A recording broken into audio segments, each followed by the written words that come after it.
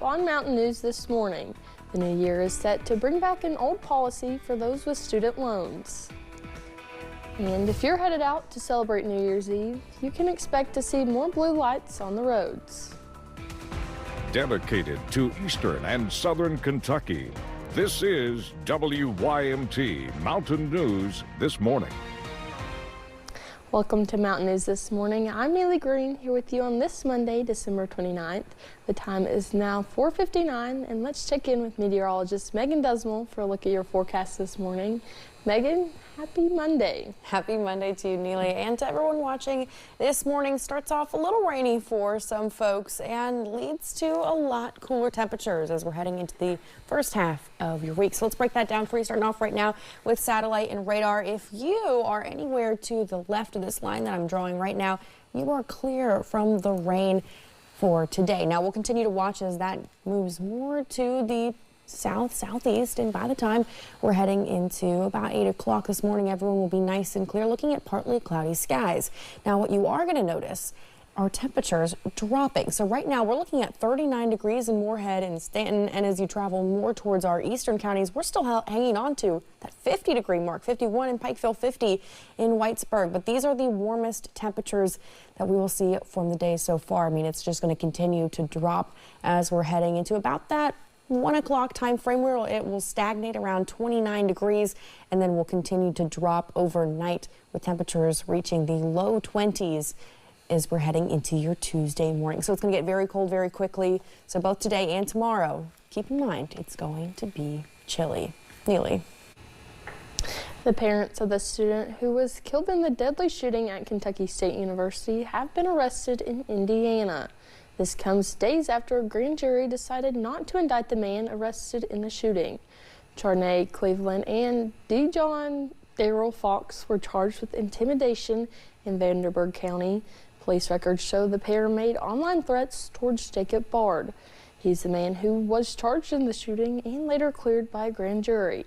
His attorneys claimed self-defense.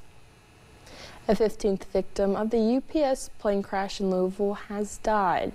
In a post on Facebook, Mayor Craig Greenberg says Elaine Rodriguez Kalina died Christmas morning from injuries he sustained from the crash. The owner and CEO of Grade A Recycling says he was also one of the company's employees, making him the 4th employee killed by the crash.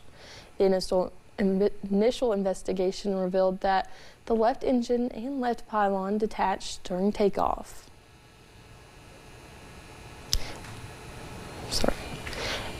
The United States military carried out a deadly strike in northwest Nigeria on Christmas Day. President Donald Trump said he ordered the strike on Islamic State terrorists. In a Truth Social post Thursday, the president accused ISIS of killing innocent Christians in the country. The president went on to say he previously warned the terrorists if they didn't stop, there would be, quote, hell to pay. It's still unclear how many people were killed. 2 people were killed when a Palestinian man launched a car ramming and stabbing attack in northern Israel. Israeli police and emergency workers say a Palestinian from the Israeli-occupied West Bank attacked and killed a man and woman on Friday before he was shot and wounded.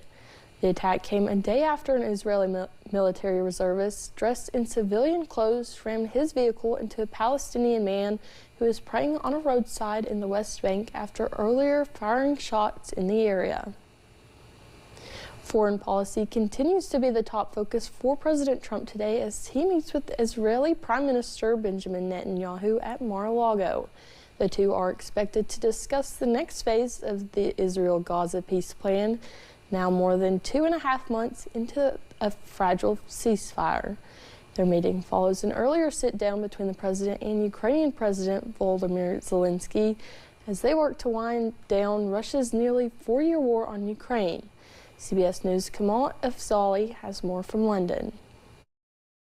We have made a lot of progress. New optimism from President Trump and Ukrainian President Volodymyr Zelensky in what could be a final push to end the Russia-Ukraine war. I really believe we're probably, Mr. President, by far closer than ever before. One day after Russia rained down strikes on Kyiv, the two leaders sat down at Mar-a-Lago to discuss a revised 20-point peace plan. Zelensky says the US and Ukraine have 90% agreement on that plan, including 100% on bilateral security guarantees. So far, Zelensky has rejected the Kremlin's calls for land swaps and for Ukraine to give up the Donbas region. Sunday, he said the people of Ukraine should have the final say. Our society has to choose and has to vote because it's their land. Before meeting Zelensky, President Trump said he had a, quote, good and very productive call with Russian President Vladimir Putin. Afterwards, the president told reporters Putin did not agree to a ceasefire during that call, but underscored his belief that Putin wants peace. If things don't happen, they keep fighting and they keep dying.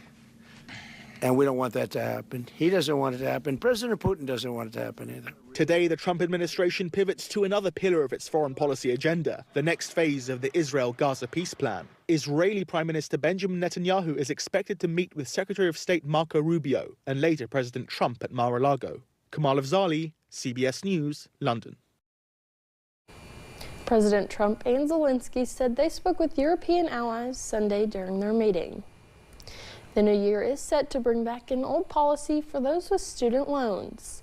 The Education Department is bringing back the policy the week of January 7th. About 1,000 notices will go out to default borrowers, with more set to go out every month after.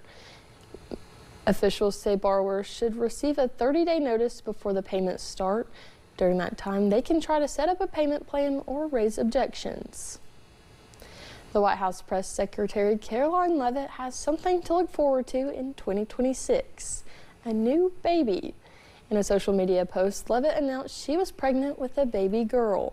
She says she is due in May, and Leavitt also expressed gratitude to President Donald Trump and White House Chief of Staff Susie Wiles for their support.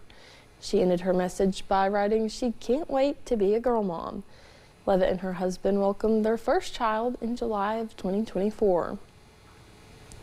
If you're headed out to celebrate New Year's Eve, expect to see more blue lights on the road. Police say they'll be out in full force, ensuring everyone gets home safely. The Richmond Police Department is planning extra patrols Wednesday night into New Year's Day. Their focus is on stopping impaired drivers. What we see a lot is people consume alcohol and they think they're okay to drive, but they're really not. The per se limit is 0.08. But sometimes intoxication levels affect people differently.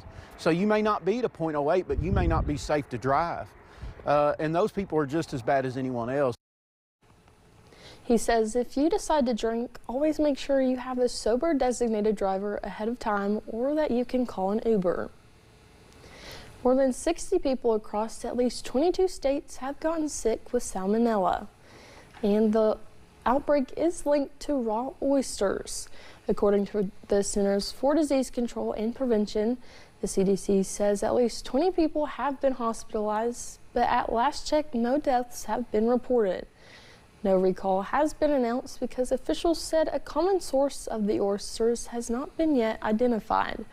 The Food and Drug Administration is also investigating. Thanks for getting your day started with us here on Mountain News this morning. Coming up, after the holidays are over, a lot of us end up making at least one return, and that process can be frustrating. We'll tell you how to make it easier.